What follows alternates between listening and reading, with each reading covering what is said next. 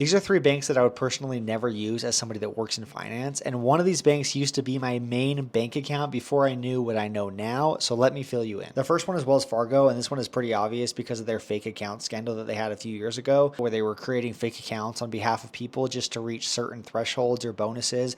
I don't remember all the details. All I know is they were doing stuff I wouldn't want the bank I use doing. On top of that, their savings interest rate is basically zero, which will be a pattern amongst these three banks. The second one is Bank of America for a similar reason to Wells Fargo. They have also had fake account scandals with credit cards or bank accounts. Again, I don't remember the exact details. All I know is when I think of Bank of America, I think of fraud. That's probably not the first thing you want to think of when you look at your banking app. And again, similar to Wells Fargo, their interest rate on their savings account is literally nothing. It's 0.00 something percent.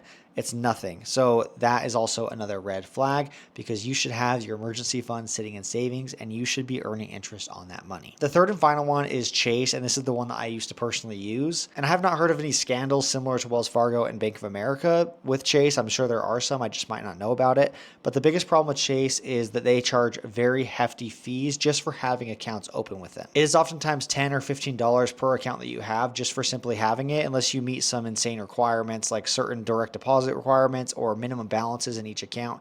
I don't really know. All I know is I don't want to be keeping track of what's where to make sure I can avoid a $15 fee every single month. And again, I told you this was going to be a pattern, but the interest rate on their savings account is straight ass. These are three of the biggest banks in the United States of America, and none of them offer a high yield savings account, which is honestly mind-boggling at this point with how popular they have become. If you have any money literally at all sitting in a savings account and it's with one of these three banks and you're getting paid 0.01% interest, you should immediately pause this video and go open a high yield savings account. You will be getting paid 3 to 4% on your money for doing literally nothing different. You can go just look up the best high yield savings accounts, or if you want me to send you my favorites, just comment save down below and I will DM you a link to some of my favorite high yield savings accounts and the ones that I personally use.